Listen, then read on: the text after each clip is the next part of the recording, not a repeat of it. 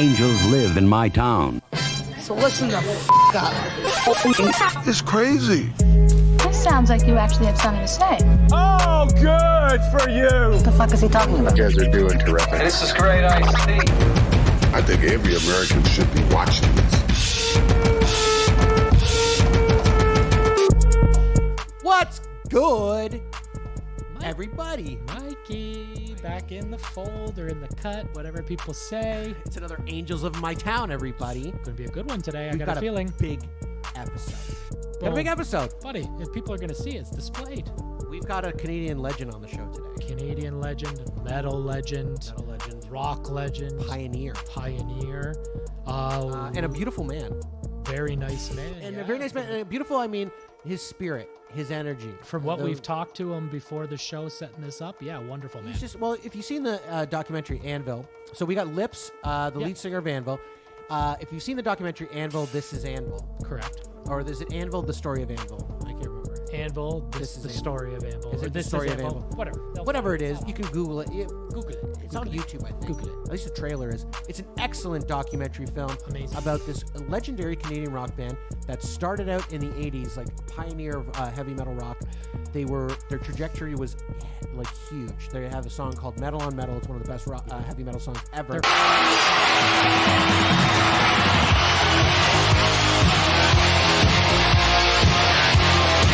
First three albums, yeah. The first three albums, and then it talks about how they never blew up. They never crossed over. Never parlayed, never got the recognition they deserved in the States. And we're going to talk to Lips about it and ask him about it. We're going to ask him what happened. Yeah, how did that happen? Something's happened because they've had like a 40 or 50 year career. They have, and they've got 18 albums now. Something like, and a new one last year, 2019. And or it's funny. Even after the whole metal craze ended, they're still plugging away. They're still plugging away on the grind. Pounding the Pavement, which is the name of one of their albums. There you go. And they're still got like huge fan bases in other countries, like I think Sweden, Japan, Germany. Germany, they love them. Germany, they chart. They love metal. They love metal, and they love Anvil because Anvil's like literally one of the best metal bands ever created by God. In this case, Lips, and the great drummer Rob Reiner. He's unbelievable. And we've seen them together, and we loved it. We've seen them together, and at a show where there was 20 people, 30 people. That one in the Falls was quite, and you know what? They didn't let up.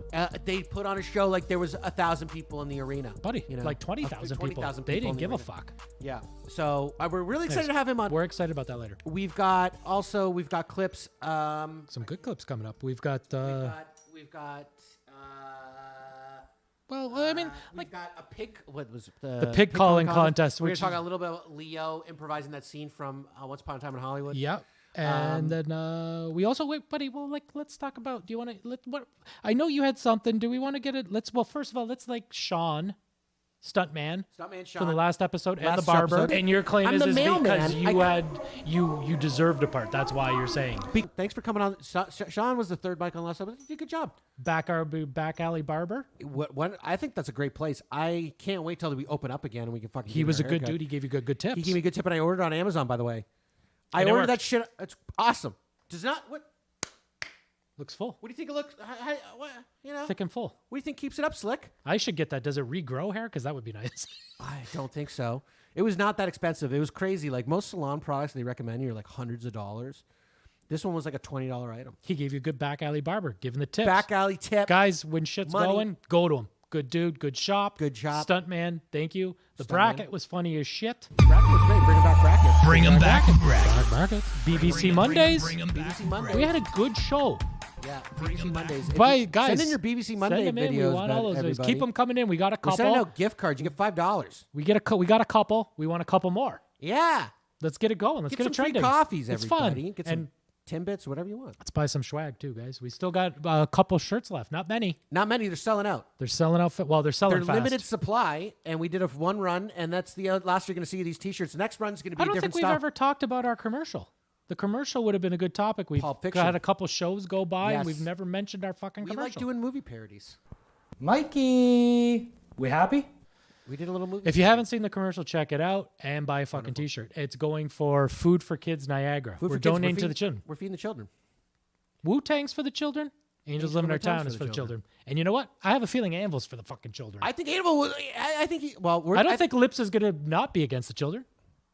I think Lips is going to buy a T-shirt. If not, buddy, we should We're gonna give him one. Fuck it. Yeah. Anyways, we're excited we'll about feed that. the children. I'm gonna go. You want to do messages, or you got a good story? I know you had something funny go on recently with a dentist. Yeah. You want to do the dentist first? Let's do the dentist first. So, well, Tell this story. you know, with lockdown happening and everything like that, and I just hadn't been to a dentist in like over a year. I hadn't been to a cleaning, which I know is, people are going to be like, ugh, that's gross. It happens though. You're working. It's Monday to Friday. I floss and I brush my and the teeth.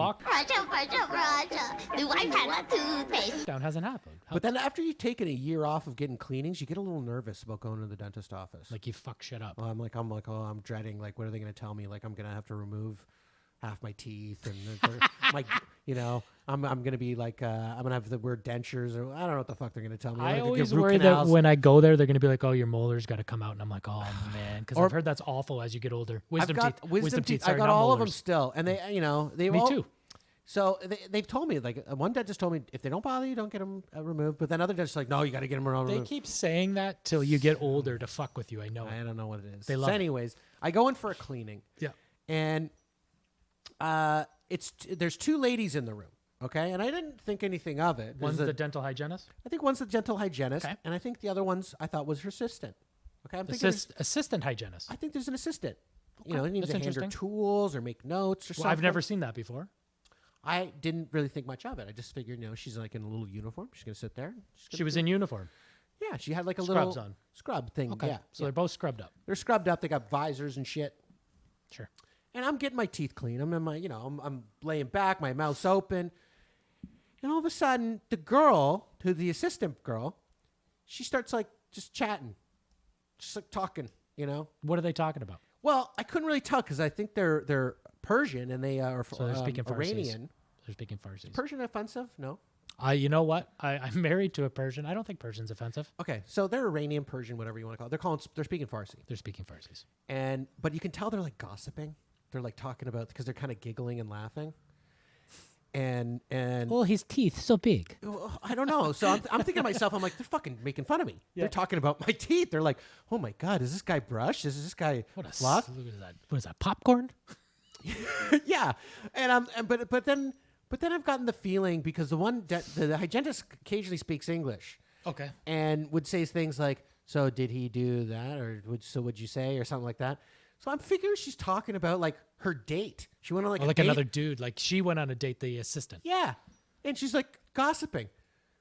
So what do you do? I'm sitting there and I'm like, is she just like her friend just hanging out? Like, is she just like... Take your friend to work day. Yeah. I'm like, is she just... I'm like... So at one point she stops because I'm like really uncomfortable. I'm like, what the fuck is she doing here? You know? And so I stop and I go... And she goes, are you okay? And I'm like, yeah. I'm like... this is literally what I said. She goes, what are you doing here? And then she goes, and so I'm like, she's like, I'm here to help her. And I'm like, oh, because I just thought you guys were just chatting. I just thought you were her friend. You're just here to keep her company. Yeah. And then she's like, no, she's supposed to take notes. Was she a student? No, she's supposed to, like, says something. So then all of a sudden, after I mention this, it gets real professional. It's silent, yeah. And I'm paying for this teeth cleaning. I don't have dental coverage. By the way, this thing cost me $200 for a cleaning. I didn't think the cleaning was going to cost me that much money, but it did. And if I'm paying $200 for a cleaning, I don't need them gossiping. Pay attention. Focus. I don't know. Maybe that was... So once I mentioned something, it was all business after that, buddy. Good move. It was all business. I go, that's more like it. Sometimes you got to put people in check. Yeah, I thought, honestly, it was making me feel a little odd. It would have been funny if it would be like, you don't know what they're talking about, but you got the vibe that they're talking about their boyfriend, and be like, well, does he have a big dick? And then you would have been able to figure it out. How much money does he make? What is he, a quality man? Quality what man. is Something Kevin like a Kevin Samuels. A select man? Yeah, whatever the fuck it is. Oh, boy. Well, yeah, it was a very awkward exchange. That's hilarious. That's such a good story. I thought maybe she, at that point, she was going to be like this freaking asshole, and she was going to, like, dig into my gums a little more, like find something. No, to, she like, went back to professional. You know what? That says Really a lot about professional. her. When you call her out, she went back into business. Sometimes people slip. They get comfortable. they get comfortable. It's what they do. No, it's been no big deal. And she redeemed herself, just like our T-shirt guy. Always got to redeem. Redeem. Yeah, You'll call go it back out, now. redeem. You'll go back now. Yeah, Beautiful. It's a funny So- story. I liked it. I thought that was interesting. I think the people wanted to hear that. Definitely wanted to fucking hear it. Look at those teeth. They look good. they did. She did a good job. She did a good job. She kept her mouth shut after that. I swear to God. Mouth shut at the dentist. At the dentist. I'm like, this isn't coffee time. This isn't like you're not playing mahjong and hanging out. No. And sometimes you know what? People get caught up in work, and this probably is a friend. She's built a thing. But anyways, regardless. But I felt insecure about the. It's weird. I thought It's they were funny making fun of my story. teeth. I thought they were like, look at this kid. Look at this guy yellow. Oh my God, he's not gonna have. Does any this guy teeth. even fucking floss? Yeah. Jesus, this is gross. Anyways. Okay. Funny story. Thank you. Roll on to the messages. Messages. We want to save time for I our like boy messages. Anvil. So let's get this show rolling because I'm excited. I'm gonna spend lots of time with lips. I'm excited to spend some time with Lips. So let's go. We got some messages. Let me just find them here. I guess I should have them prompt. I do this all the time. Okay. We got our boy Carl. He's commenting on a show. Oh, the Kenny show. Best show yet. Kenny was awesome. Very cool guest. Very cool topics. Awesome content. Good job, Mikes. Thank you. Very nice. Kenny was a good episode. I like that one. Kenny was a good episode. Then we got some people commenting on the Lisa one. Lisa herself. Good job, guys. Thank you so much. I love it. This was such a great job. Lisa with the sleds. Thank you, Lisa. She commented. Yes, thank you. Then we got Robert chiming in, also on the same episode. Super good show, guys. The quality of the show just keeps getting better. Very nice. That Bobby. actually, Robert is Bobby Renshaw. Good Bobby, dude, Bobby. friend of the show. Then we've got one of our old friends, which we got here. We got Shayna. Shayna is always she's a super fan. Well, super fan Shayna, She likes- who's she likes who's to- ordered 3 T-shirts, not one, guys, 3. 3. That's what a super fan does, everybody. And supports a good cause. Yeah. You know, let's Feeds feed the children. She's got her own children. She's feeding other children, too. Yeah, exactly. So she puts Doug from. So she's going back to the thing where Doug called in. I think Doug from Stevensville is the best. And do you guys have tank tops? Shayna, we don't. We talked. Cut the sleeves off yourself. Support the kids. Support Make the a T-shirt, tank. which she did. 3. And surprising, she brings up Doug What about because we haven't heard Doug from a while. Been Well- a long time, and we well- got nothing from him. I'm gonna lie to I'm you. trying to ignore that fucking guy because He fucked screwed us. us over. He fucked us over. He fucked on the us. show when he said he was going to call in, Big time. and then he played some maniacal laughter from Krusty the Clown. You know, at least it wasn't Robert De Niro's laugh from Cape Fear. Excuse me. You know, Max Cady. Max Cady. Maybe that would have been a little more creepy. Yeah, I feel like he's like with the what's his line again? Eat my shorts? No, Eat my shorts. Get What's bent. what get Get bent, bent. Doug? Yeah, Get bent. yeah, He's yeah. a get back guy. He's a get bent guy.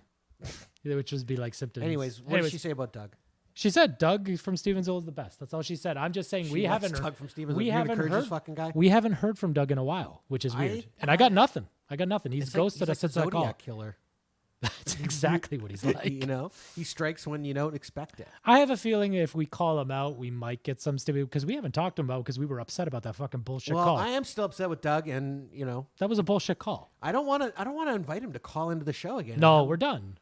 We're done. Well, We're done. Well, we gave him your number. I think Doug, if you want to come on the show again for real, you got to come in for studio. realsies.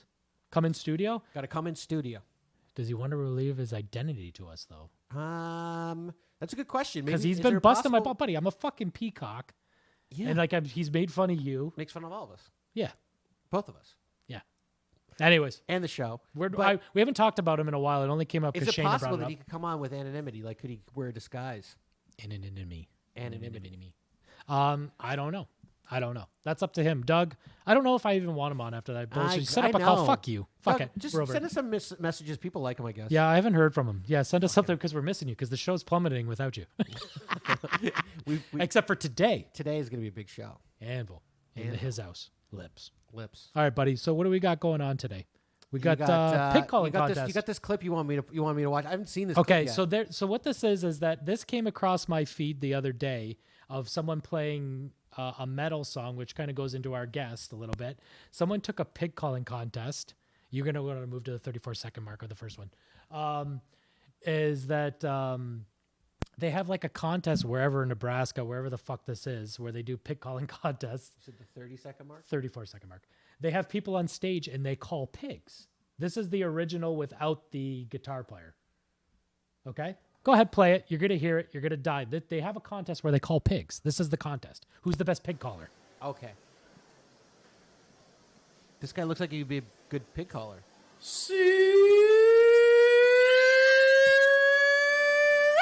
Come on, pig. Piggy. Come on, piggy.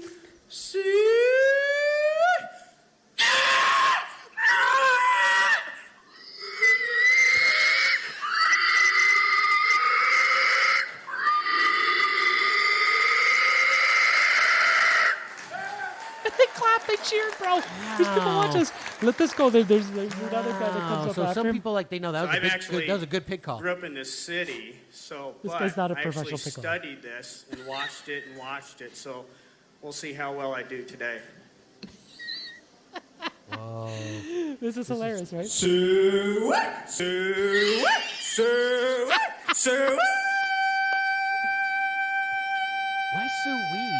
I don't know.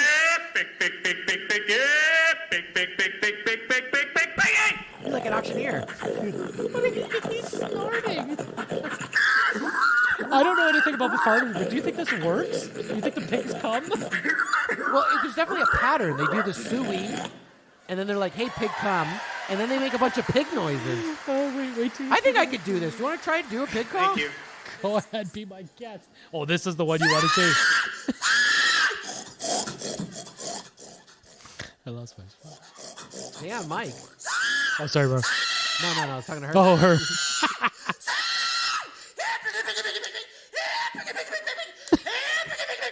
He's like an angry pig caller. Why is that turning me on? That's creepy as well. Actually, hit this one from the beginning, because there's a guy at the beginning. I fucked up. There's a guy at the beginning of this. It's pretty funny. He's got a corn hat on.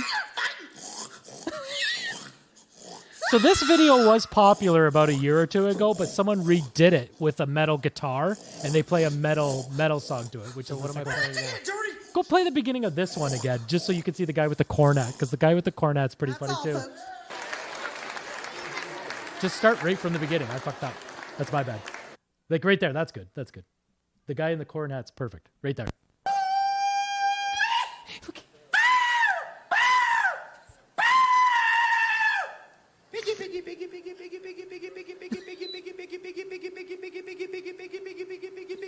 You think pigs actually call to this? Freddy.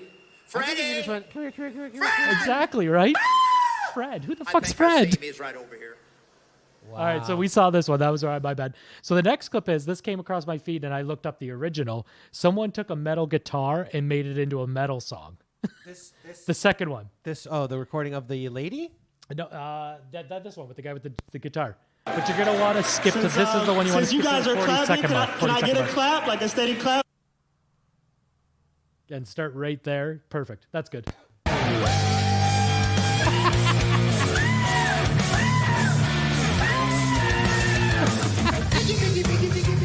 Sounds good, right? It fucks. Go ahead and move with it if you have to. It helps me.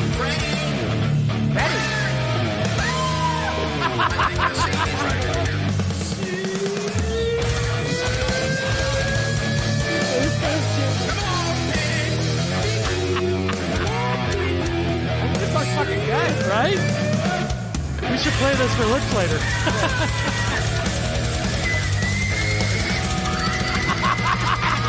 Wait till that chip comes on that you were turned on by.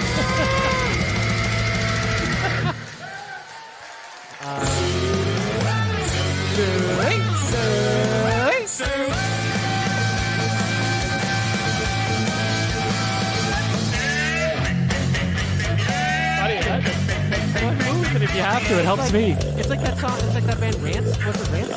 No, Ransom was more fun. Who's that? Big Brown Betty. Shit. What's the name of that band? Fuck. Right on the tip of my tongue. What are you talking about, though? Yeah. This one's so hard. It looks like she's jamming to it, too.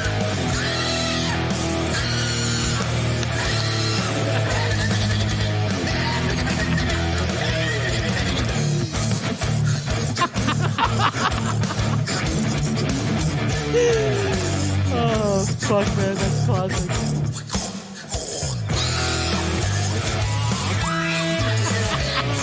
You like it. You're like totally intrigued.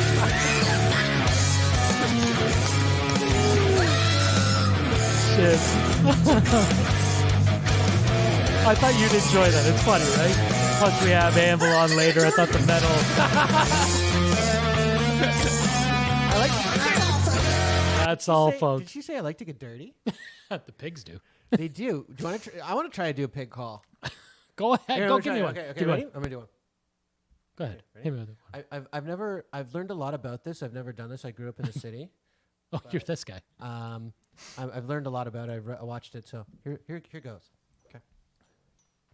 Suey, here, baby. You sound creepy.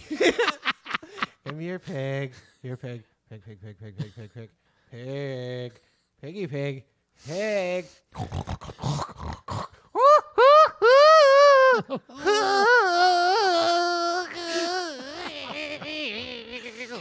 Let's talk about. It's too pig. He's a too pig. Let's talk about a real actor, pal. It's a too pig. You do one. Oh, See? buddy. Oh no, I did claim to know I could do it. No, it's a competition. We're doing a pig calling competition. See, the fans will tell us who's a better pig caller. Come on, Mike. I didn't say I was good at it though. Let's see what you can do.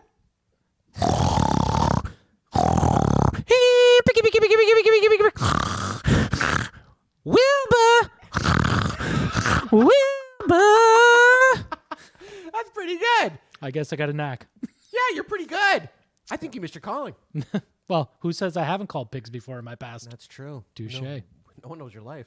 Oh, you don't know my life. No one knows That's your actually life. a good point. No one knows your life. So you're saying about a good actor. A good actor. So this came across me with Leonardo DiCaprio yeah, in one of like your favorite movies, which you've documented now in past shows. Yes, it is. Once Upon a Time in Hollywood. So that scene where he's in the trailer, and he's talking about like fucking just losing it. I'm trying to find something here.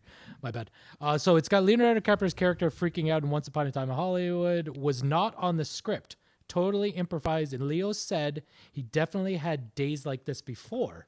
Yeah. And Brad Pitt calling it one of the best meltdowns laid on film. So this scene here wasn't written by Tarantino. Leo did it all on his own. And I've seen this movie. You've seen this movie. I'm sure people watching have seen this fucking movie. Yeah. This is one of my favorite scenes in the movie, along with the hippie part where he's like, goddamn property taxes up the ass. No, I like when he calls her a ginger-haired little fucker. Yeah, that's after he's in the house. He's like, goddamn property taxes out the ass. They're goddamn fucking hippies. And then he goes out there with the this pitcher of mechanical margaritas piece of and shit. Yeah. Mechanical asshole out of my driveway. Yeah. So anyways, that scene and this scene were two of my favorite parts of the film, and they're both incorporate Leo. And he improvised them. This Ginger-haired scene, fucker? that I might have been written in the script. This one's improvised. I was just saying love that that was my line. second favorite scene. Little ginger-haired little fucker. Anyways, play this because this is amazing. So he says he actually goes through this. Yeah. And it's He amazing. says he did it in real life. Yes, he does it all the time. Jesus Christ! Well, he takes the crap seriously. He does. Shit. Damn it, Rick. I swear to God. Fucking lines. Embarrass yourself like that in front of all those goddamn people. Well, you were drinking all night. Fucking drinking again. 8 goddamn fucking whiskey sours. Fucking bullshit. I've done that before with myself. You're a fucking miserable drunk. You fucking remembering your fucking lines. I practiced them and now I don't look like I goddamn practiced them. You're sitting there like a fucking baboon. 8 fucking whiskey sour. I couldn't stop at fucking 3 or 4, 8. Fucking alcoholic. You fucking drink too much, huh? Every fucking night. That That's literally it. sounds That's like me some fucking it. mornings. The editing on That's this cut fucking it. is... You stop on the scene drinking is right great, too. now. All right? Make a promise to yourself. You're He going to looks in stop the fucking mirror. drinking. Just a little taste.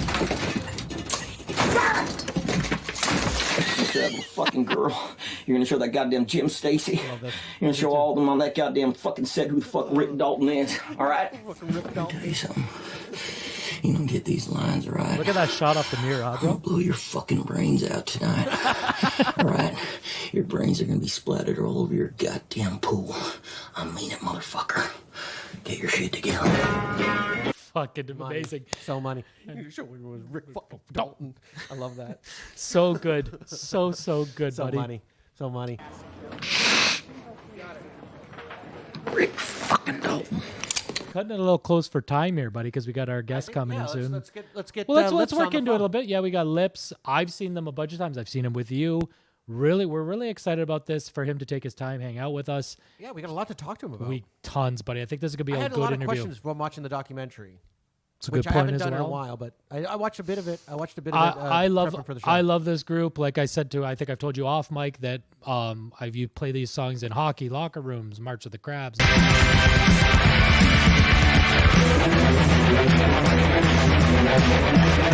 Metal on metal.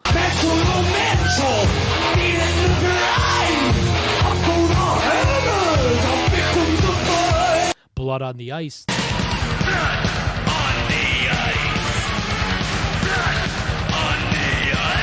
Those were all big songs for me when I was younger.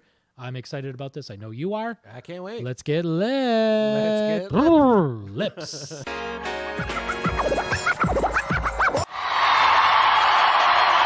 Anvil was one of those bands that just put on this really amazing live performance. They're a great band, yeah. I always liked Anvil.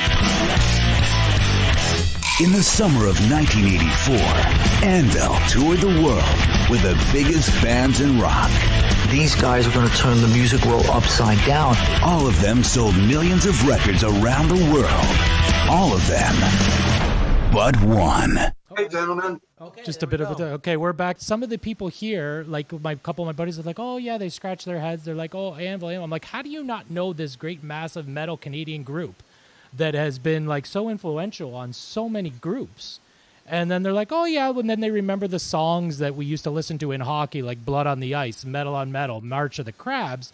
I guess my question for you is, how come, like even from watching the doc, if anyone hasn't seen that doc, Anvil, the story of Anvil, what do you think, like, how come it never really crossed over? You don't get that massive recognition in the United States. Is it just because you're from Canada, or it just never parlayed? Was it bad management? No, it's part of it. Part of it has to do with, and what I've taken a lot of notice in where the movie took hold and where we have the most respect and why. It's actually quite interesting, and it really is reflective more of a societal view rather than what the band was doing. You know, it's like what are the ethics of a specific society? What are the things that motivate them? What are the things that they like, or what are the things that they don't like? Right? Yeah. And it's actually quite fascinating. In places like Sweden or England, they have a very tenacious sort of being there. They grab onto something they want to do and they don't let go. And even if it's not successful, they'll go down with the ship. I mean, that's the same thing with many European countries. But when we talk about North America, particularly Canada or America, when people get, sort of turned down or they didn't get the success, quit. Right. Just quit and go try to do something else. Have you thought of that yourself, of quitting ever? Like, were you ever down? No. I'm besides the point. Have I thought about myself? No. Obviously, I'm here after 45 fucking years, right? Yeah. I'm not going anywhere. It's what I'm talking about is generally the attitude is I'm not getting what I want, so I'm going to quit and I'll try something else. Okay. Yeah.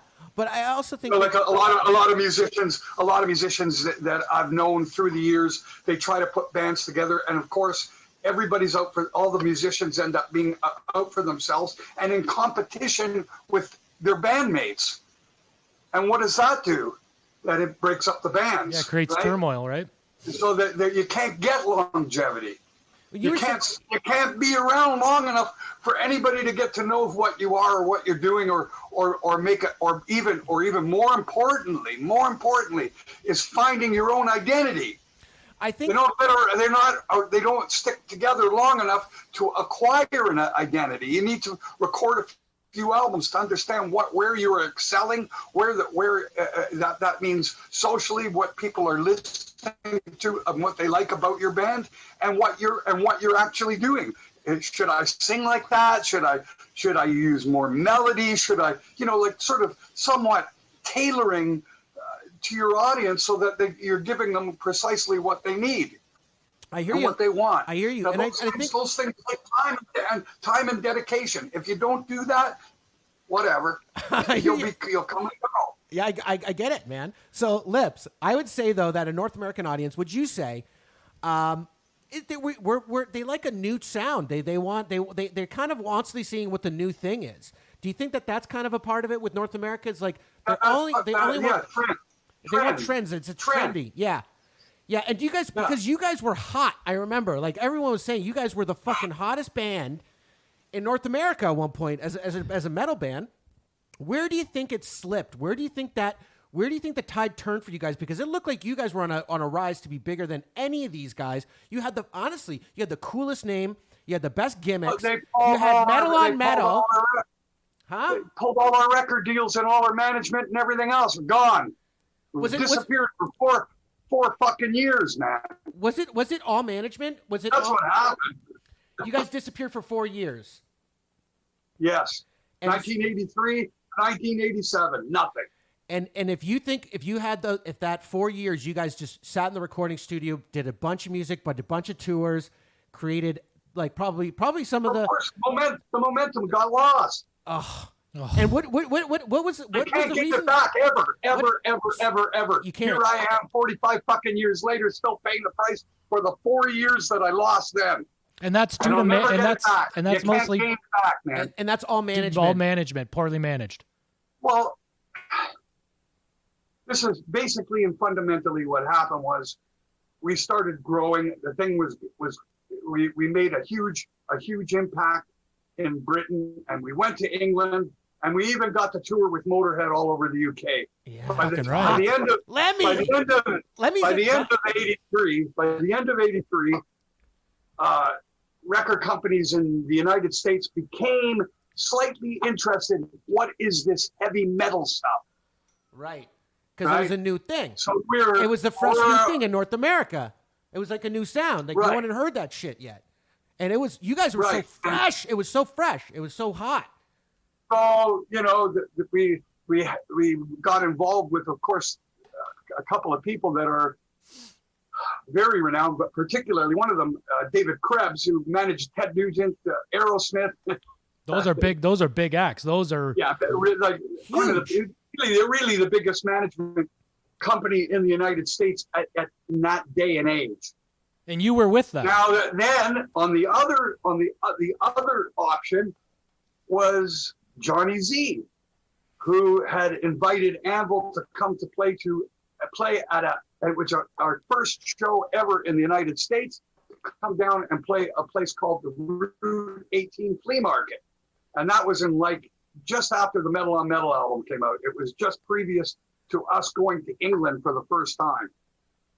So, yeah, people were interested. It was great. And Johnny was going, I'm going to, he takes me aside at the end of the show. I'm going to take you guys to the top. I've got fucking such visions. I know that I can break metal in this country.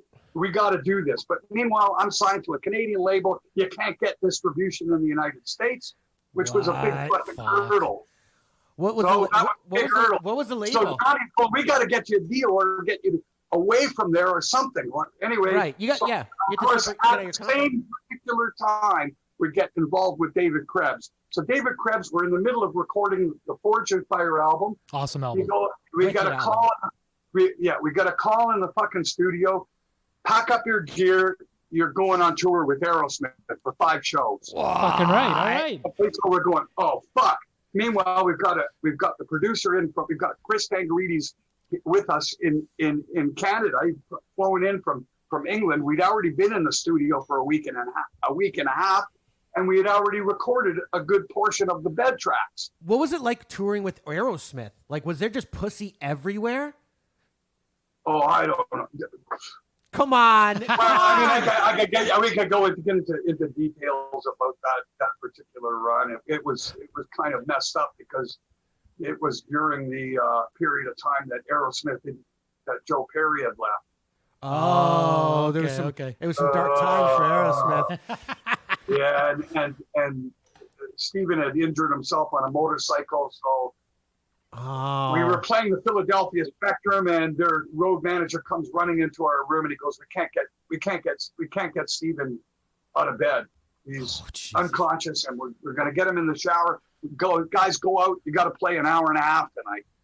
We're playing in Philadelphia Spectrum in front of thousands of people that never heard of the fucking band before. Well, that's also a good thing, though, too, right? You guys must have rocked the house. Or were they fucking pissed? They're like, "We're Aerosmith." People kind of sat on their hands and going, "What the fuck are we watching?" Right? And where's Aerosmith already? But he's talking about legendary partiers, That's fucking amazing. Aerosmith, Lemmy. Like, it must just be insane. I guess it must have just been a shit show. I can't imagine how much fun you had. Like, that must have been Sorry, it's what it was. Anyway, David decided, okay, I'm going to manage you guys. That's great. So what's the first thing he does? He goes to our label in Canada. He goes, okay, I want to get a deal for your first 3 albums down in the States. And they go, no. And they go, what do you mean no? Well, when David invited all the labels to come see us, and they came to see us, and they're making offers to put the albums out. Yeah. At 0 advance. So you had they didn't want to give you the advance, which is, They wouldn't give the label that had put out thousands of dollars recording and putting us on tour. They wouldn't give them a nickel for anything. So explain that to the audience. We might pay you if they sell afterwards. And of course, no one in their right mind. Listen, Right. I'm not. The record industry is a little bit fucked up this way, right? When they give you an advance, it's almost like a loan, right? To do your album. It is a loan. It's a loan, and then when you make the sales, I'm still you paying. pay back the loan. I'm still fucking paying. I'm still paying for Fire and Metal on Metal to this fucking day, man. That's fucking crazy. That's insane. So those were like in like the late 70s, early 80s, and still paying. The way that the business works is you pay it off with your record royalties, completely cross collateralized in those days. So that means if the record sells for $10, the band's share of that $10 is $1, and that dollar is paying off the thousands that are owed against the recording. Jesus. Fuck. That's so fucked up. While you're paying it off at $1 per sale, they're making $9. Bastards. That's fucking crazy. But Lips, when they say 0 advance, what does that mean to you? Like, now you have no money to record the album. They don't give you any money, and then No, you're misunderstanding. Oh, okay. The labels in the United States refused to pay an advance to the label who had already paid for the records. Oh, so okay, I misunderstood so that too. means no distribution in the United States. That also means no record deal. That means no tours. That means bye-bye. So what David Krebs did was pulled us out of that record deal and left us dead. Well, do you think he didn't want you competing with his other artists, and that's why he fucking did that? No, he was hoping that maybe if he could get us disconnected from the label in Canada, that he can get us signed scot-free to another label. Right. But then all the American labels go, no, we want those albums because those albums will sell and give us capital to pay for the records that were for the future. Right. In other words, they don't want to take any money out of their own pocket. They want to use all the money that was generated or paid for by the Canadian label. Damn. So it turns into a greed shit fest. That's so messed up. So that's what that all turned into, and we got basically left behind in a cloud of doubt. Well, shame on a lot of people there. Shame on that Canadian label for not getting you fucking U.S. distribution. You didn't probably even need a U.S. label. You know? Oh yeah, you did, because you can't. The records are still not out domestically in the United States to this fucking day. That's crazy. So there's a lot of people just missing out on these classic metal albums. We got lots of people in New York State. We got people out in Texas that listen to us. We're gonna try to get you out there. We're gonna spread this across America. Even if we get you a few more fans, I think this is a win, because that's fucking disgusting. I'm not gonna lie to you. And like I was saying earlier, I think the songs right now even more relevant than they've ever been. You know, you can say whose fault? It's the band's fault. You know, you could say it's the band's fault. What did you sign to the Canadian label for? Well, you were young men, though. You were 5 years ahead of our fucking time. I know. No one wanted us. Yeah. You guys were ahead of your time. That's true. And Nick, you guys were young. Like, I mean, I'm sure that Canadian label. That's why, you know, like the labels that did come see us, the American labels that did come see us, they're going, how are we going to market this? What is this stuff? Right. It's metal on metal, like, is what it is. Someone comes out wearing a bondage suit and playing a guitar with a vibrator. What the fuck is that? That's a great gimmick, is what it is. Awesome. I'd fucking sell that shit. I would have signed you right on the spot just after seeing that. I know. But we were going to say, like, so this lockdown's a bunch of horse shit. And I was going to say, like, you got some songs that kind of, like, prophetized the I don't know, like I was listening to Zombie Apocalypse today, and listen, like some of the lyrics: weapons of mass destruction may one day be employed. The human race is poisoned as chemical warfare is deployed. There's nowhere to run and there's nowhere to hide. Dawning of the dead and the endless homicide. Can I point something out? Look at the grin on his face. He loves hearing his own stuff. You could tell that he loves what he does. He's got a big grin on his face just from you reading it. I love this. The civilization will fall. There will be no justice for all. I mean, you're like a prophet. I'm listening to this, and I'm like, you know, death and destruction becoming a routine. At the same time that you're impressed with that, I can show you. Go look at the YouTube stuff, right? Yeah. And read the comments, and everybody's ripping and tearing, saying that I'm an idiot and that I can't write lyrics. I think your lyrics are excellent. Okay. I mean, that's so, you know what though. You gotta take the fucking good with the bad, I guess. What's the well, yeah, that's right. I mean, I could give two shits what some fucking meth head has to say.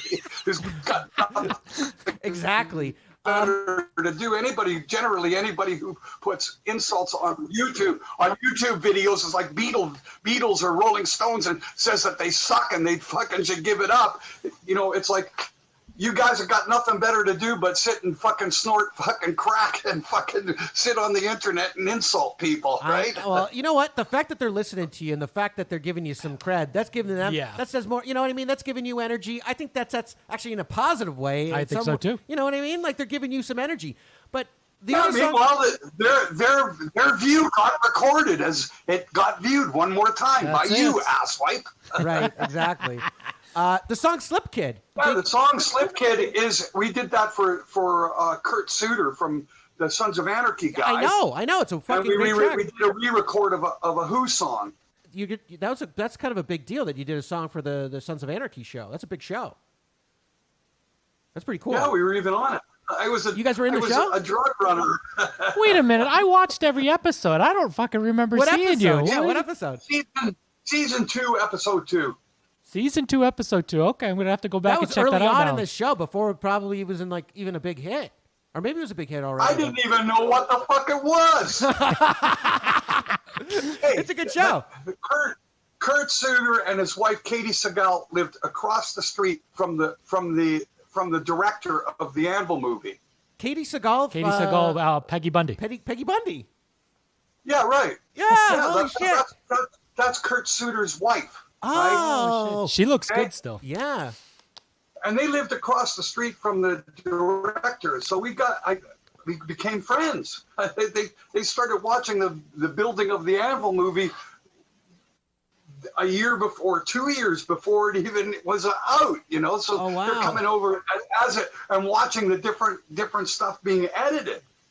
So we got to be pretty good friends, and then eventually, once the movie came out, and there's a lot of excitement in around it. Kurt got this idea. I'm going to get the two guys from Anvil into the cameo on the show, and I'm going to have them redo a Who song. Oh, that's fucking cool.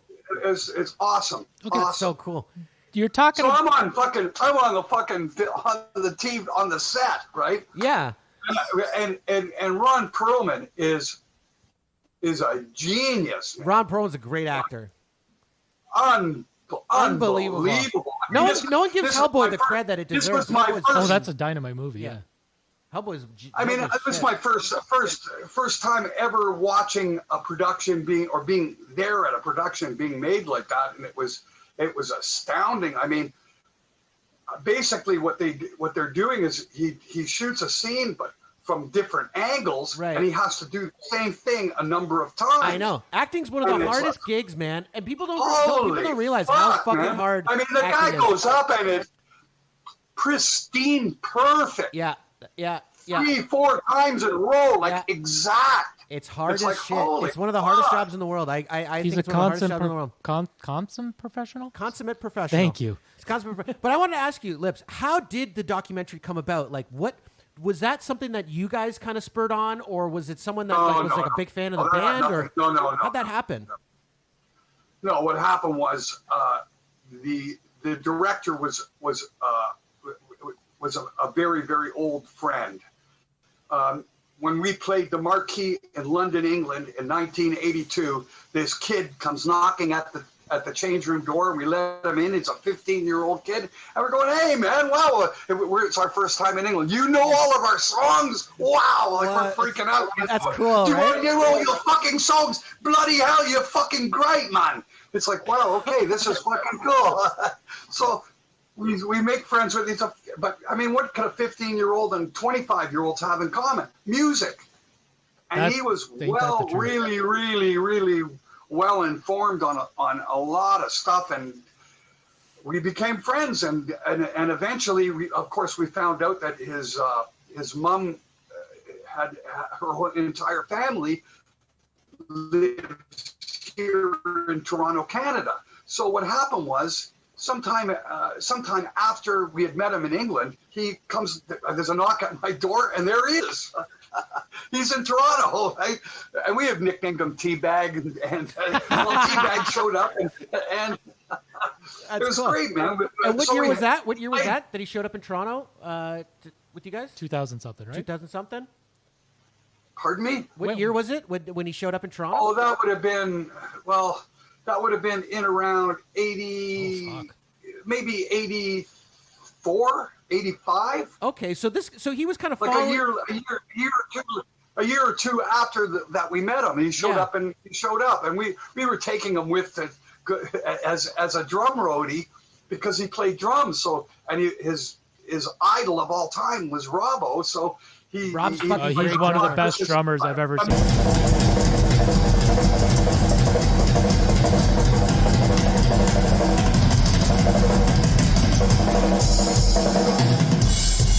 Imagine being a 16, 17-year-old kid and you're roadieing for your favorite fucking band. I couldn't imagine cool that. I'm not going to lie to you. Okay, so the kid is ecstatic, and it left a lifelong impression. So to make a long story short, of course, we lost touch with him in a matter of time because, being a 16, 17-year-old, life changes. Right. He ended up going to university. He ended up, whatever. A lifetime later, a good 25, 30 years later, I get an email from Teabag, and he's going, "Hey, man, what's going on?" And I go, "What's going on?"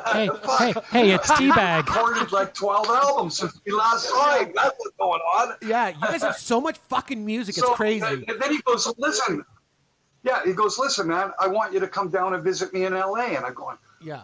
Fuck, you living in L.A. now?" He goes, yeah, I moved down here a few years ago, and I'm all set up, man. I'm gonna buy your way down. I'm gonna pay for your ticket. It's coming tomorrow. And I'm going, yeah, right. Fucking right. And I'm thinking of the 15-year-old. Where the fuck's he got money to pay for fucking flights? And I'm thinking, well, if the fucking plane ticket shows up, I'm going. Yeah. What the hell, right? Right now. Yeah, free trip. And sure as shit, FedEx shows up, and there's my fucking ticket. Okay, so I go down to LA. I get down onto the fucking platform to get picked up, and I take a look, and there's Sasha coming towards me in a little fucking blue Jaguar convertible, and I'm looking at him, and I'm going, what the fuck? The 15-year-old is 35 years old. That's what I was going to say when you said 15-year-old. Yeah, and he's made it. I'm getting over that. And he's like a producer in like Hollywood now. Yeah, he's like but a movie I have guy? no idea what the fuck is, no idea. Right. So I get in the car with him, and as we're driving, he goes, "Oh yeah, man, I've been, it's a Jaguar." I go, "Where the fuck? Where you got money like this? Like, what the fuck are you doing? Like, what are you doing now that you're successful? Like, you got a house down here and everything. Like, what the fuck are you doing?" And he goes, "Well, I got a gig. I wrote a movie for Steven Spielberg." And I went, "Oh." What? What movie did you write? What movie's that? And he goes, The Terminal. And I go, "Oh, for fuck's sake." Oh, it's Tom Hanks. That's a good movie. That's a good movie. Caucasian. I don't think you get. Yeah. Yeah, I saw it like a couple weeks before I even, and I saw his name there, but it didn't sink in. Well, because it didn't say teabag. It didn't say written by Teabag. Yeah, well, no, it's written by Sasha Gervasi, and I think I'm seeing things like I can't be the same guy. Couldn't be. Like, wow, that's a great movie. That's so cool. Is working for Steven Spielberg. You don't even think that it didn't even go that far. It just didn't sink in at all. Yeah. And until that moment, and I went, holy. That's cool as fuck. shit. That's cool as shit. What a life this kid's had. He was a roadie for Anvil. He wrote a script for Steven Spielberg. What a great. That weekend it was a fucking. So it was like a party and a half, man. The weekend, and we ended up at his friend's place down in fucking Malibu Beach. Oh, Malibu! And that friend happened to be Steve Zalian, who was a producer or director or part of the Schindler's List people. Yeah. So he's an Academy Award winning fucking guy, and I'm over at his house, and the guy, I'm sitting out in the back on the beach with his wife as his wife is washing the dog, and Sasha and Steve go back in the house, and they're making coffee, and he looks out the window and goes, "Who the fuck did you bring to my house?" That's crazy. I'm telling him, this is lips from the band Anvil. He's a 50-year-old rocker, and he's still doing it. He's put out all these albums, and he's still fucking fighting to get somewhere. And the guy goes, "Now that would make a great movie." Yeah. Oh shit. And that was the genesis of all of it. Wow. And it wasn't until about a week or two later, Sasha calls me, says, "I'm coming up to Toronto. Come pick me up at the airport and take me to my Uncle Marty's." I do that. I get to Uncle Marty's, and he sits me down. He goes, "I'm making a movie about your band." And then I burst into tears, and the rest is history. Wow, that is crazy. That is amazing. And Lips, like I've seen the documentary twice now. It's awesome. It's amazing. It's a great film. And I mean, there was a lot of footage from you guys, like from those years, from like you guys struggling over the years. Was a lot of the documentary newly shot footage, or was it stuff that you guys had like archives of? You see, the thing is that made that work, made it all work, and it's, you see, this is where everybody in the documentary business has got their head up their ass. They haven't got a fucking clue what you really need to do when you do a documentary about a band. Yeah. And where ours completely differed is the first 10 minutes gives the history.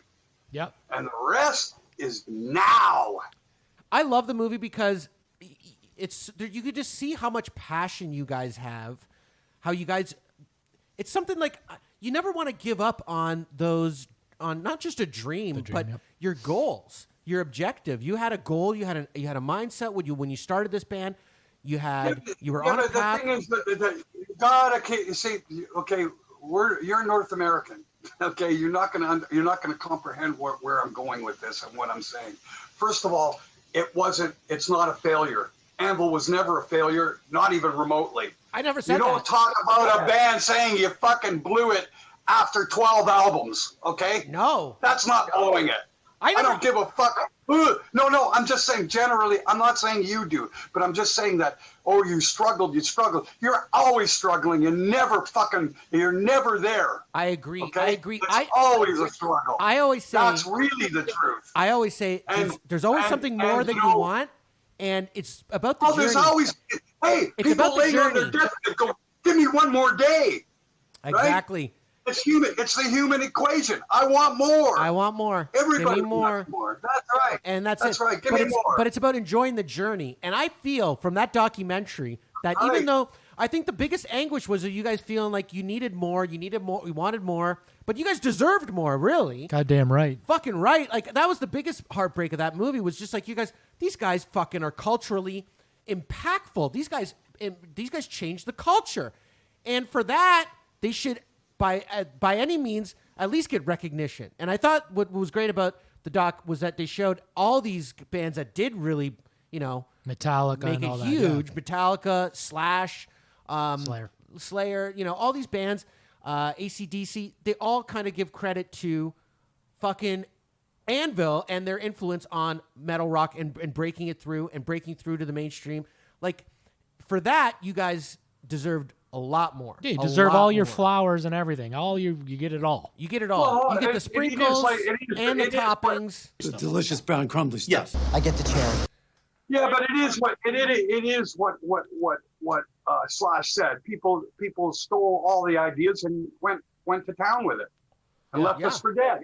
That's what happened. Oh, that literally is what they say. Literally Yeah, what happened. says, And not to mention the name Anvil. It's such a good name. Fucking good name. Like, how could you not be able to market Anvil? How did you come up with the name Yeah, Anvil? where'd that come from? The labels at the time didn't know what the fuck it was. It was so cool. They had to have it in their own backyard and start to domestically grow, and then it gets recognized. But if it's coming from outside the country, it's like, let's wait and see. How did you come up with the name Anvil? I'm sorry. He's laughing. How did Anvil come?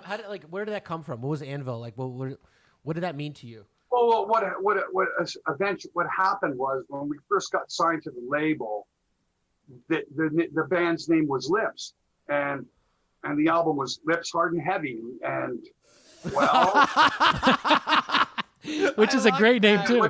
Which is all fine if there's no such thing as heavy metal, right? Right.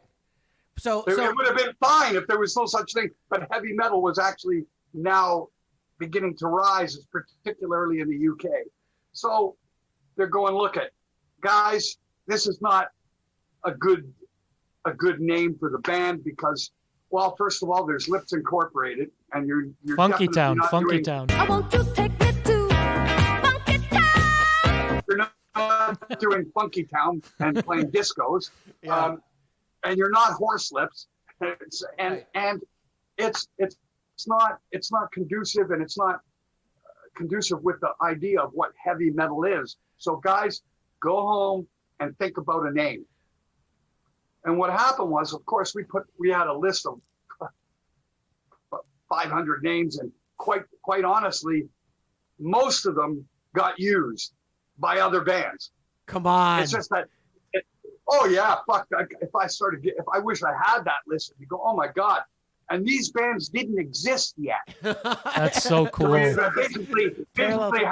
we could have called the band anything. It didn't matter that are all famous names today, but whatever. So what ended up happening was Rob thought, fuck, Anvil. The thing that they drop on the fucking Roadrunner, right? Yeah. Fucking good That's name. metal. Yeah, That's definitely metal. That's heavy metal. And then as soon as he thought of that, he went, oh, fuck, the album's called Hard and Heavy. What could be more fucking matched than having the band name Anvil? So we took that into the record company, and of course they went fucking, going, oh my God, that's fucking genius, man. Okay. Yeah. So Rob came up with the name. The first show that we ever, when the album came out in some 39 years ago or 40 years ago, Crazy. The first show that we did as Anvil was opening for Motorhead. We did a double 2 shows in one night. Wow. I was gonna say, like, it sounds to me like you guys were one of the, like, at least one of the pioneers of heavy metal, maybe the pioneer of heavy metal.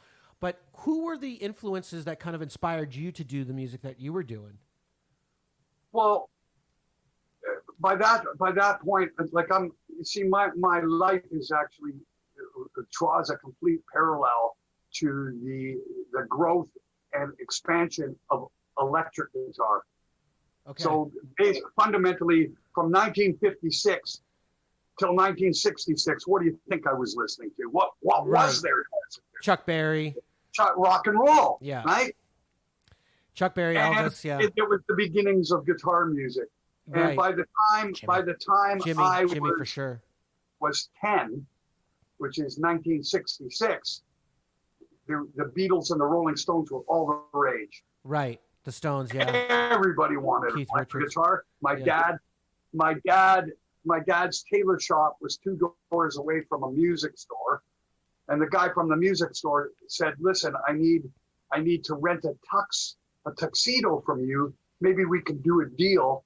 I'll give you an electric guitar if you give me the tuxedo to use for the weekend." And he goes, "Okay."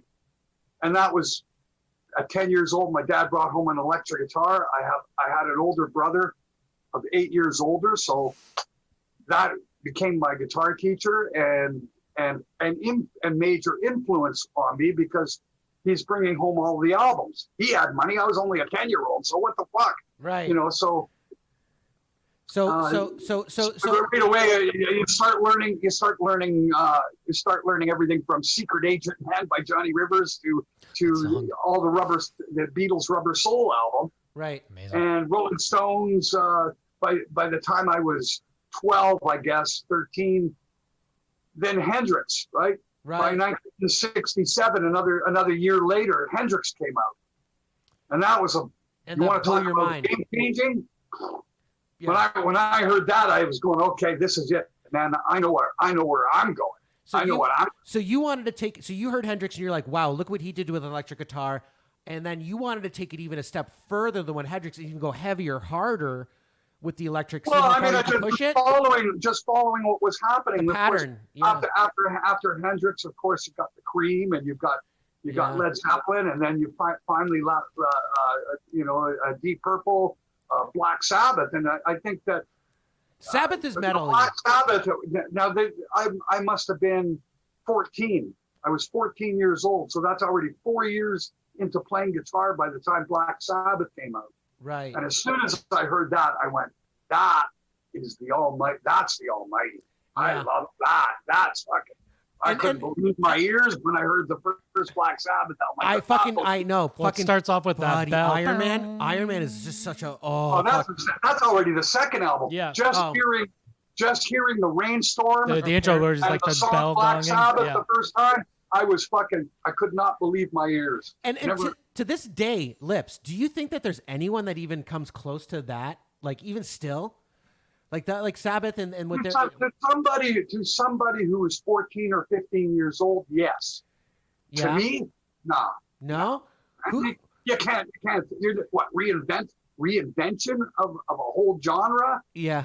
Nah, that's not going to happen anymore. Is there any new music that you listen to that you were like, wow, this is something special, or did that maybe gives you that same kind of feeling that you got when you were 14 when you listened to Black Sabbath? No, nothing. Isn't that sad? Let's face it. The renaissance of rock music is over.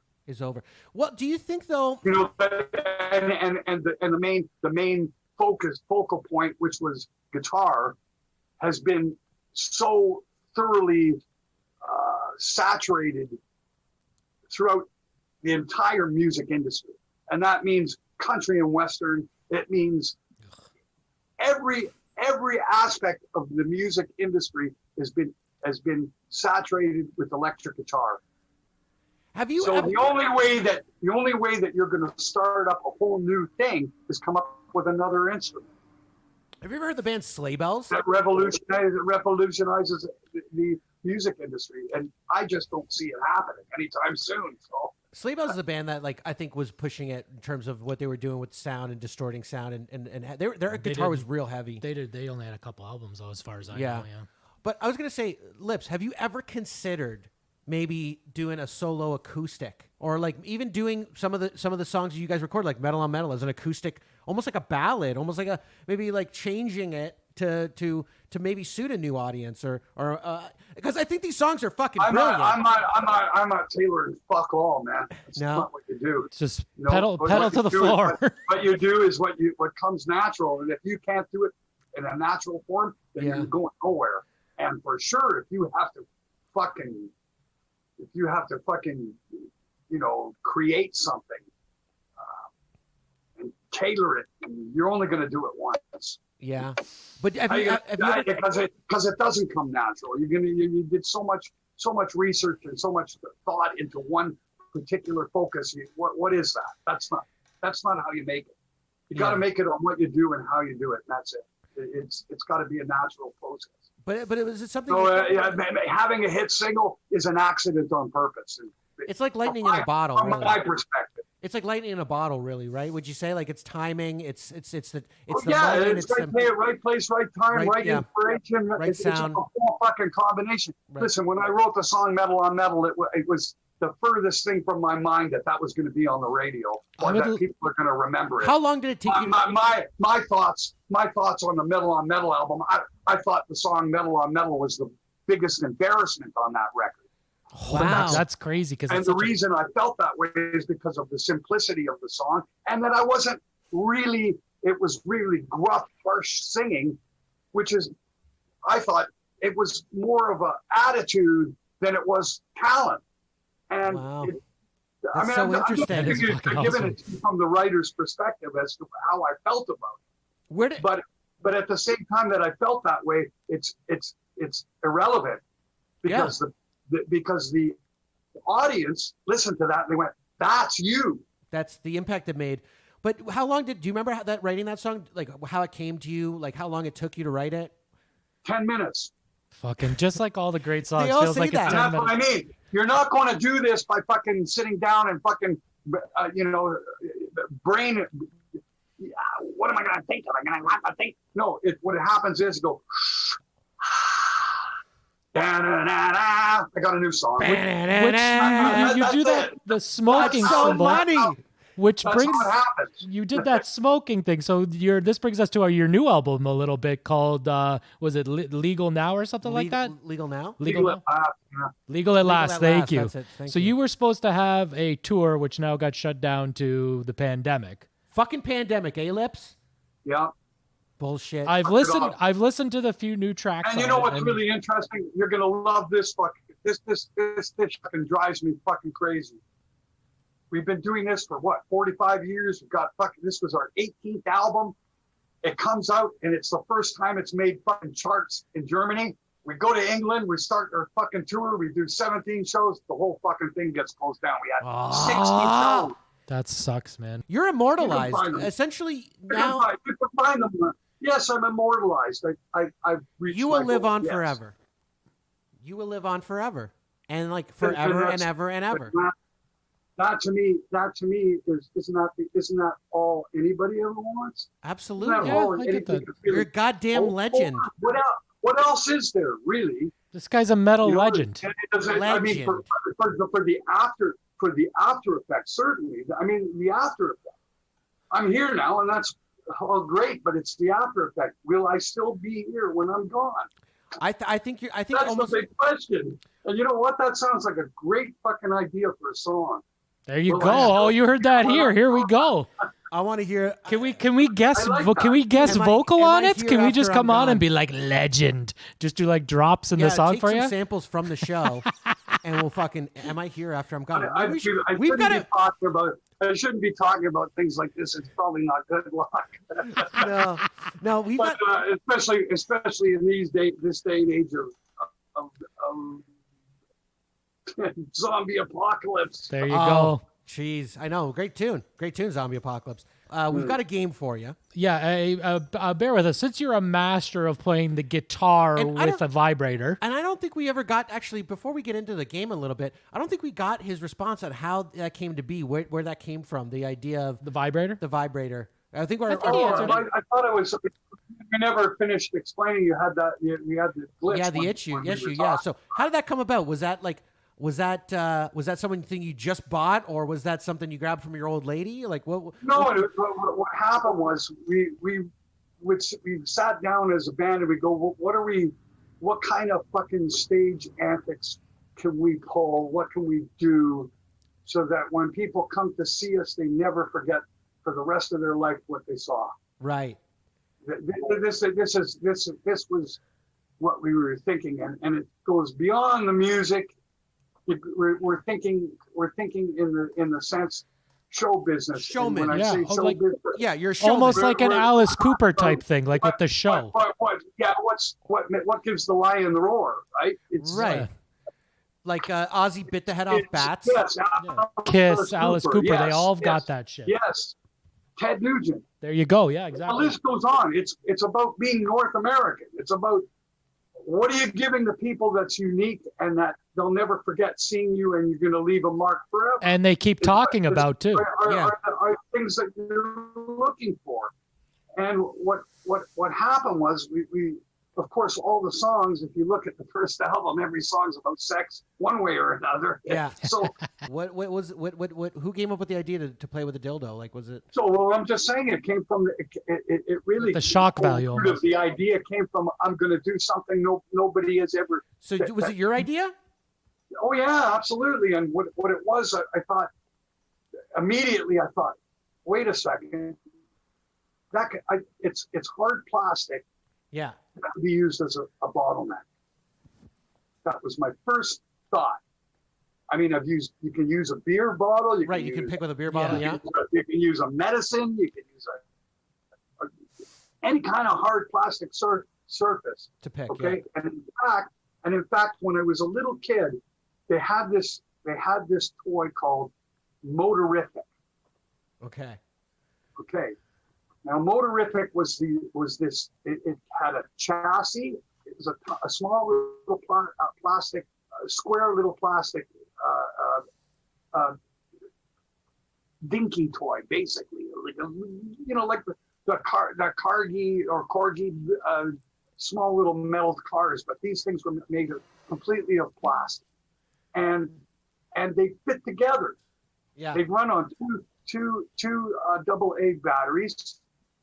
And they had this little tiny square motor, and everything was modular. So you could take the motor out of, and you could buy another chassis and car, like you could buy the car separately and use the same electric motor in all your cars. Yeah. Everything was removable. Right. Anyway, and all it could do was go in a circle or go straight. And that's all it was with a battery, a little fucking thing like that. Okay. And I had, and of course, at 10 years old, I had an electric guitar, and I go, what happens if I run this plastic car on the strings? Yeah. So, and just let it go down the strings by itself, because I realized that anything hard plastic would vibrate the strings enough to get a sound. Yeah, that it affects the string in the way that it stops it. It changes its modulation. Oh, interesting. Right? Yeah. Like we go damn.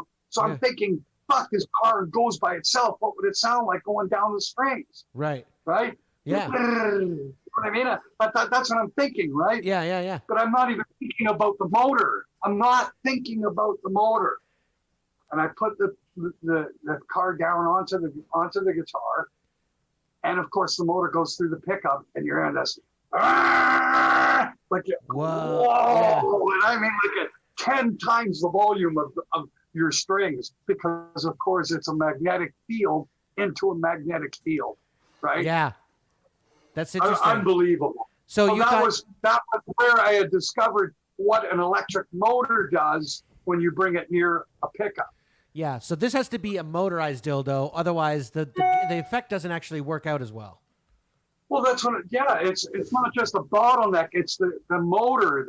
It's like the two things combined was what immediately drove me there, and it was because we were going, well, we're going to hang stockings from the mic stands, maybe a couple pair of panties, and you know, and all this fucking, you know, feather boas, and we actually collected a bunch of this shit and tried to do it at our first gig. Oh yeah. Oh yeah, at the very, because this is you know, when you're talking about a bunch of 18, 19, 20-year-olds, what do we get? You know, we're coming up with ideas, right? And we just did this shit, you know. And on top of that, then it turned into, well, we're not gonna do that. It's just fucking useless. It looks not right. You know what I mean? It's just like, what the fuck you hanging nylons from your fucking mic stand for? It's like stupid. You know what I mean? Yeah. It just wasn't cutting it. You were hanging them from the mic stand. The Pussy first Claus night, was coming. The first night. We get to the gig, up in Quebec City, you do it the first night, you're kind of scratching your head. Nah, I don't think so. And then it all goes back in the box and you never do it again. It was that thing. But the vibrator, however, the vibrator, that people are fucking freaking out. I imagine with the dildo, especially with all the fans, the lady fans that you have, that it arouses a lot of interest. That maybe, what else can this man play, and what else can this man do with a dildo? And I just imagine you had a lot of women like, you know, after you, crazy Beatles, like, you know, crying and plus with the name Lips, just dripping for lips. No. Come Actually, no. It worked quite the opposite.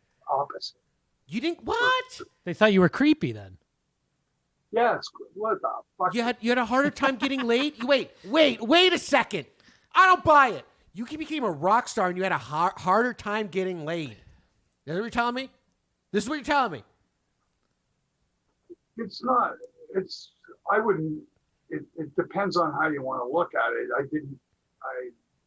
I want to say, was it harder or easier to get chicks after you became a goddamn rock star? It was much easier. You can't, yeah, that's the whole point. It's like, what the fuck? Yeah, right? I'm going to say, like, what the fuck? Yeah, it's like anything that wants to sleep with me, I don't want to sleep with them. Oh, you know what I mean? It somewhat turned into that because there's something not. I see. You lose the hunger of the hunt because it's just thrown at you. It's just thrown at you. Yeah. That lifestyle, you got to be the kind of person that's going to do that. Right. You weren't into that. You were into the music. I can't relate to it. I can't. It's just not. You weren't doing it for the groupies. You weren't doing it for the drugs. You weren't doing it for that shit. That's exactly it. You were doing it for the fucking music. Because obviously, it was your vocation. It was your vocation, music. That was it. It wasn't like, it's not my focal point. Hey, we had another musician on, a local musician, a talent who's a good producer out in this area, and he said being on stage performing for somebody is the greatest orgasm he's ever had compared to sex. Is that true? It's better than sex, he said. Look at the smile. So I'm going to take the smile as a confirmation that it is. Yeah, I don't know. They're two different things, but ultimately they do the same thing at the end of the day in the sense that you get a happy ending. Yeah, and it's a bit well done there, sir. That in an emotional state. Yeah. It's a bit addictive. It's a bit addictive, that rush, that high. You know. Oh, it is addictive. But the whole physicality of it is addictive in the sense that you're releasing endorphins from the physical exertion alone. You know, you raise your blood pressure and your heart rate, and you're sweating profusely, and you do sweat a lot. I've seen your shows. You do sweat a lot. Yeah, I mean it's that's me tying my shoes. It's a physical thing. It's like I'm gonna go run 10 blocks, and I probably and now that this lockdown, I'm gonna need, and I have a lot of problem with knees and stuff, so it's not any pleasure to go running. Yeah. You know, How's the lockdown been for so you? that doesn't work for me, but I can certainly still headbang and run across a stage, but I'm not talking about running 5 miles. I can't do it. Right. Has the lockdown been helpful for you creatively? Has it given you time to maybe sit down and flesh out some ideas, write some music? What it has done, it's somehow you right now, because you get to really focus in on the preciseness of what you're writing. Yeah. Okay. Yeah, but you said yourself that it's simple. It's the simple songs that there's no interruptions. There's no interruptions. You get to utilize your time properly, in the sense that, like, generally speaking, I'll write a lyric, okay, and then I'll go to Germany, and the guy will go, "Okay, Lips, I want you to sing me a song. Let me hear what you got." Well, I don't have any melody. Sing the song! Sing the fire song! I don't have a clue.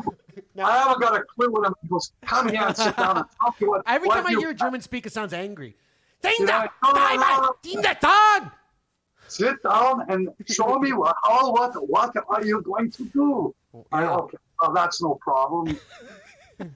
So we sit with the lyrics, and I show them how the stuff's going to work, and then I go out and I attempt to do it naturally. That's it. I build right there from nothing, from zero to now I'm creating, and I like that feeling because it could be anything. It could be anything. And we can even change the lyrics, and it won't matter. Do you think that we're making it up? It's making it up as you go, so to speak. Like, it's spontaneous, and there's a certain aspect. Do you ever? I did a few albums like that. You come in prepared, but not 100%.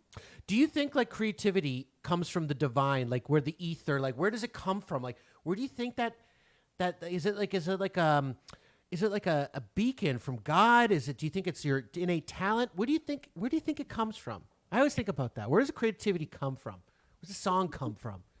I don't know how to answer that. Huh.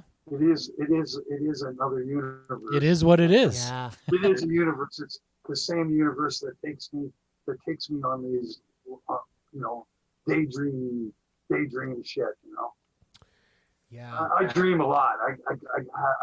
I'm one of those kind of people. You're creative. You got one of those minds. And look what you brought into the world. Something that would have never existed. Something that's brought so many people so much joy. Very creative, buddy. You already thought of a song during this interview. Music. I know. I can't wait to hear it. I'm really grateful that I get to do this, man. Yeah. It's such an extension of my being. I can't. It's what I do best. So why would I? It's been hell trying to just get to do this. Right. And now I'm at a point. I'm actually at a point where the last 14 years, that's what I got to do. That's awesome. And you know what? And I actually think the best is yet to come. I have no deliveries, no going to another job, no doing what you love.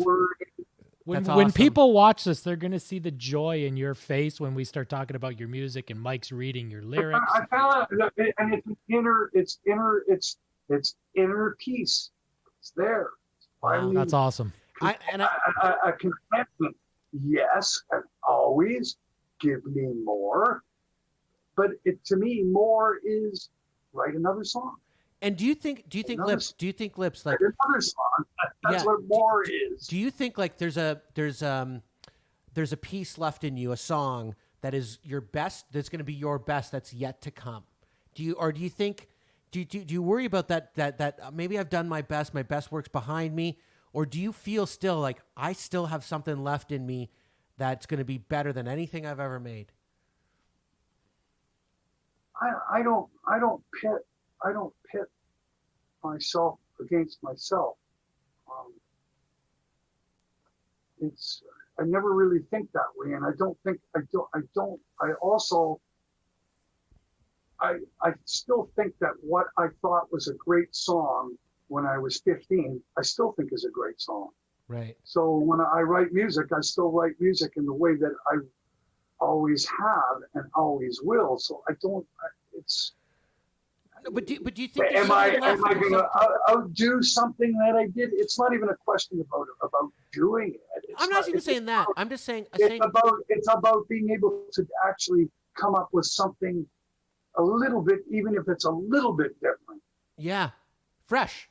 Even if it's, there's always a sense of something is different because you're in a different mood. It's a different day. It's a different time. So it will be different regardless. No, even if I took an old song and tried to redo it, it'd never be the same doing it again today. I know. So yeah, but I think, but some artists kind of reach a.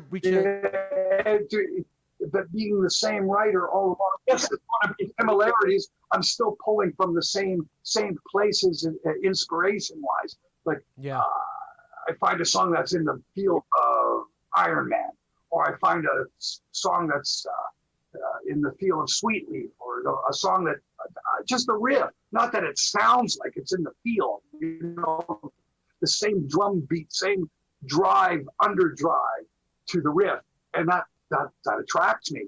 But it's attracted me countless times through my career. So I've got songs in those specific fields. Yeah, and that's what that comes from, and that's what it's. Ultimately, that's where it comes from. It's not that I'm trying to copy myself. I'm still copying the same stuff that I love.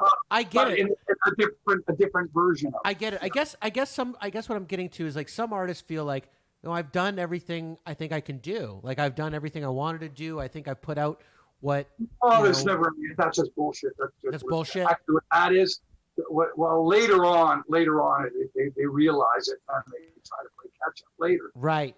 Yeah. They try to put albums way late now in their career after they've been and gone and for a long time. It's like, no, you keep doing it. The guy who wins is the guy who writes the most songs. Yeah, and 18 albums later, the most hits or the most money. It's the guy who wrote the most songs. The longevity. And the longevity. Respect that more. Your catalog is so deep. Longevity. It says longevity and it says creativity. Two things. Yeah. What could be more important than those two things? Nothing. Incredible. Okay, well, let's get to this game. Let's get to this game. So let's get back on this. So we started with the question with the vibrator. I want to break in. So you're like a master of these sexual toys. We got a local artist and a friend of the show to play songs with a vibrator and without. And without. Okay? I'm going to play you a track, and you have to guess if it's played with a vibrator or without a vibrator. You dig? Okay. You down with this game? Okay, it's gonna be tough. It's tricky. It is gonna be a lot tricky. Pretty good he's with a vibrator. A talent. He's pretty good with a vibrator. Not as good as you, but not he's as there. good as you. No, you're the pioneer. But we figure if anyone's gonna know, it's gonna be Lips. What are you gonna be playing? Oh, they're all metal songs. Metal songs. I'll tell you the name of the song, even the artist, but I'm sure you're gonna know the artist as soon as I tell you the song. We'll tell him afterwards. Maybe we'll play it first and see. He'll guess if he wants to guess it too, we could do that too. But yeah. Okay, so we got songs played with or without.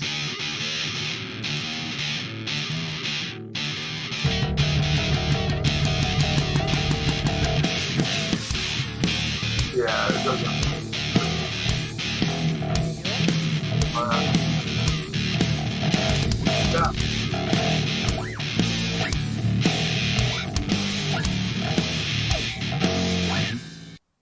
What do you think?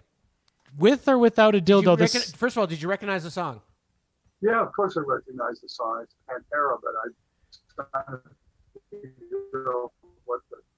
what somebody is doing this with their guitar? Yeah, the guitar. They're playing their guitar. They're playing every instrument on the track with or without a dildo. It sounds like you probably could play that. Yeah, sure. With a dildo? With a dildo?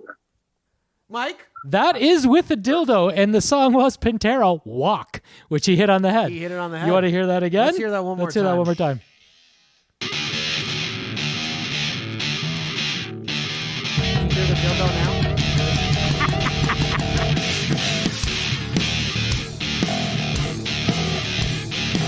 So the song... the front of the... Oh yeah, let's give him a shout out. He's a local musician in the Niagara, producer, everything.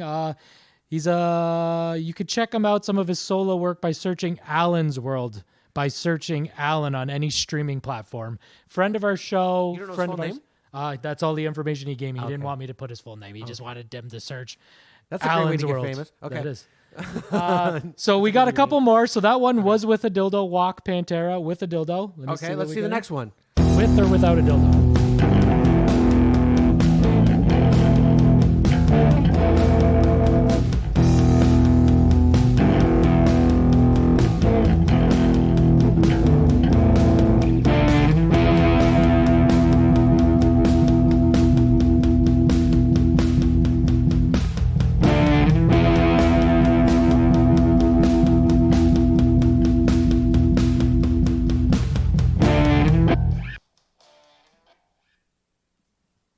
Did you hear that one? I only heard little bits and pieces of it. That's strange. It wasn't in long enough so I could tell. I can't even tell what song it is. It was Dirty Deeds. It was AC/DC. You're absolutely right. It was AC/DC.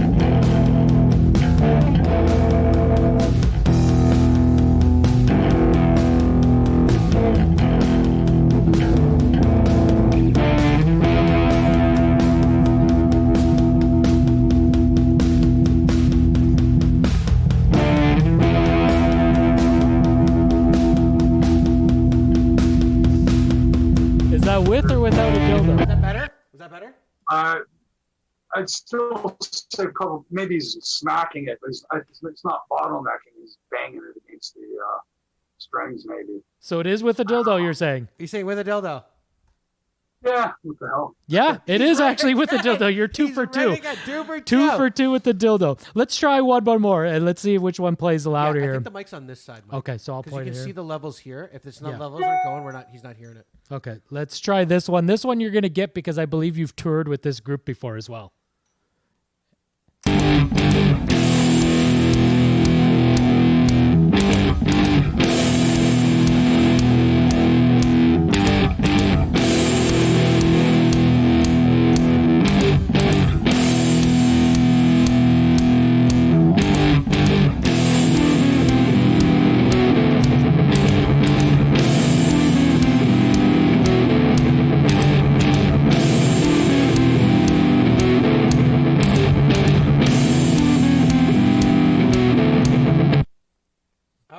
Okay. You heard that, right? You heard that one?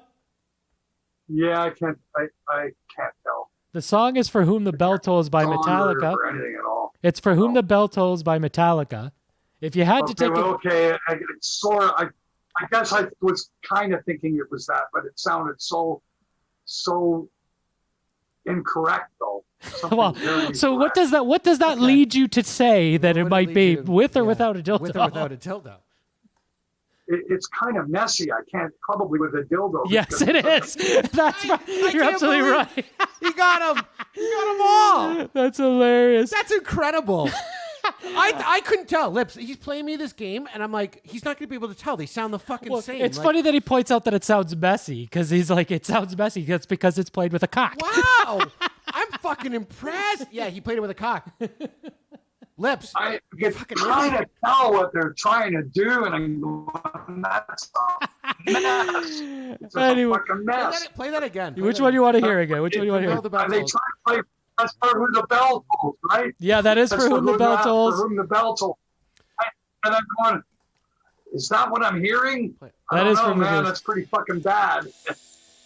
That's it again. Well, he's played it with a dildo. I can only tell from the.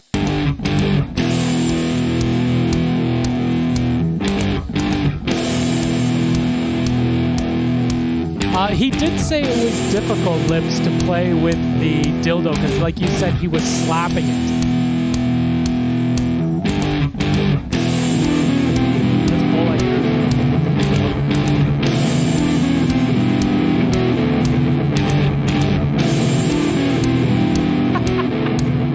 So that's Lips. You fucking nailed it. This guy knows dildo guitar playing. Holy shit. I mean, we do have one more if you want to hear it, just for fun. You're telling me that that's what he's doing, but is he? Yes, we have videos of it. We have video of it. We're gonna play the video. We're gonna play the We video can over show this you interview, proof. and we'll show you proof that he did. Play But like the video. he did. I can show right in front of the screen. He was 100% correct that. Anyway, for me, I think I do it like 5 different ways. There's 5 different things you can do with them. Yeah. You could do many things with them. I'm not gonna lie to you. No, but I mean like on a guitar. Right. Okay, this is him for whom the bell tolls playing. He said it was very difficult, Lips. He said it wasn't. It would have been easier to play the drums with 2 dildos. He said. Yeah. And he's not using the correct kind of dildo either. Yes. No. We gave that. Rubber ones which you can't use for bottleneck. Yeah, that's what we gave him. Maybe you can, but not very well. In his defense, he did say it was extremely difficult to play with that. Mike bought the dildo. I bought the dildo. I had no idea what I was doing. He didn't know what he was I doing. should have contacted you first, but that would have thrown the game away. You should have consult with. If you want to play a guitar with a dildo, consult with the man who invented the dildo pick. Yeah, please. So, Lips, what do you do to keep your hair maintained? Like, do you comb it every day? Do you brush it? Yeah, Do you cut your own hair? I use a hair pick after my shower. That's what you use a hair pick. I've heard a lot of people say the hair pick. I get a lot of knots in my hair, and I it's a struggle. Generally, what I do is I shampoo every second day. Every second day. That's a good tip. Every second day, but I use conditioner every day. Every day. I like this. That's the first. He asks any guest that we have with long hair as you Get bite your head yours. under the shower. You put like one good drop of fucking conditioner through it. Yeah. Rinse it out, and then when you get out of the shower, you take the hair pick, and it goes right through. Right through, and then you keep all the knots out. That's what keeps the tangles out. No tangles. That's what I'm looking for. I get you. That's a good tip. It's a good tip from Lips. Excellent tip. Anyways, Lips, thanks for coming on the show. Thank you for your time. You were a lot of fun. When you ever want to come on the show to plug anything, you are welcome to come back at any point. It was Buddy, so much fun. We were invited to the studio. You got to hand deliver him a T-shirt when it's safe. Yes, I want to go to the studio. I want to hear new music. I love Anvil. I want to hear more Anvil. I want to go to another live show. Like I cannot wait for them to come back. Stated earlier, Metal on Metal and March of the Crabs are 2 of my all-time favorite metal songs. Metal on Metal might be one of the best metal. Like I think it might be the best metal song ever. What? Written. It's up there, buddy, and there's nothing wrong with it. And that's a local Canadian product. It's up there. It's like. Wow, 10 minutes to write it, man. Wow. Fucking right. It's fucking crazy. I love that story. I love that story. I love it. 10 minutes, and he thought it was going to be a. Well, I mean, what happened was, I think it was Robbo who said every verse should start with Metal on Metal, and then we just went from there, and then we just filled it all in. It's just so fucking classic. I can hear it in my head now. He sings it all the time. It's stuck in his head. How hard was it to do? Like, it's not that hard to do. It's just do it. And the music was there, so the vehicle was there, and it's the right place, right time. You know what I've kind of learned from this a little bit? It got exposed, and it did what it did. That's it. You know what I've learned from this, Lips, a little bit? Seeing you're smiling when we're talking about stuff. Do what you dig. Do what you dig. Do what you dig. What makes you happy? And then if anyone else digs it, they'll make them happy too. Yeah. And that's what you're doing. That's right, because that's all you can do. That's all you can do. That's all you have to do. That's what we do. Why does it have to be it? Why isn't anything else? Only people say that it's something else. I don't, which is not really me. So why do I care? I don't. I just continue on and exist in my own daydream. And it's a wonderful dream it is. Thank you for sharing it with all of us. Yes. Lips. Honestly, you're a Canadian legend. You're a rock legend. You're a heavy metal legend. And I salute you. Thank you. Thanks, man. We salute you. We'll keep in contact with you, Lips. We love it. You're an angel in our town. Thank you. Thank you so much, Lips. Okay. Have a good afternoon, gentlemen. Absolutely. Keep on rocking, brother. And don't forget to condition that hair today. Yeah, right. Every day.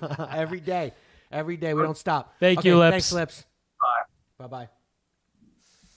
All Well, right, that my was... so we had Lips on. Oh, he's still there. on. Oh, Okay. there we go. That Lips. was Lips, everybody. From the legendary metal group. Anvil. What an interview that was. Buddy, amazing. I'm a big fan, and I'm so grateful for him to come on the show. Even I was already a fan before. Now it's gone even up. Listening to Buddy, when you read those lyrics, I know I've said it like probably a dozen times during this interview, but his smirk, his pride in his work, he was so happy. And you were just reading him. He was like, man, this guy really loves what he does. And you know what? Everyone should fucking go out and listen to their shit. If you haven't heard Anvil and you're hearing him here for the first time, check that shit out. Yeah, and if you want to hear someone's heart and soul, that's not in it just for all the wrong things. Yeah, he's like not a lot of rock stars. He do. just said he's. I bet you he's probably working on his first million. Like, you know what I mean? Like, He's this still guy, working. He's on a grind. He's on a grind. And you know what? And you guys should go out and support him. Anvil, thank you. Lips, thank you. Yeah, Maybe that next was time money. we can get them Rob in here too. We'll get him in the mix. I think we should I'd have like him to again. interview Rob. I think Rob's honestly one of the best drummers to Ever. live. I've seen him play. I'd like to ask him about his. I remember seeing him perform. He had that classic grip. I wonder if he had a lot of lessons before instead of just banging. Because he holds it like a classic drummer. As far as I'm not a musician, but he has a different grip. Yeah. On the almost the like sticks. who's the Who's drummer? Pete. No, Pete Townsend's not the Pete guitarist. Townsend. Who's the drummer? I'm gonna look like an asshole now, man. You make me look like an asshole, man. Anyways, him. What the fuck? I can't.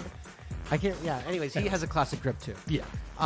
Anyways, thank you, Lips. Angels on Our Town. This was great, Mikey. Great episode. Fun. Thanks. We had some good little topics at the beginning, but we laid heavy on the Anvil because you know what? Canadian legend.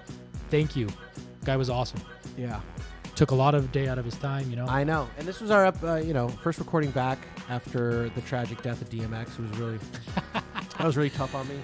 And but it's good to be back. And peace, buddy. I'm happy to be doing it. Salut. Thanks for joining us, everybody. I like your name a lot.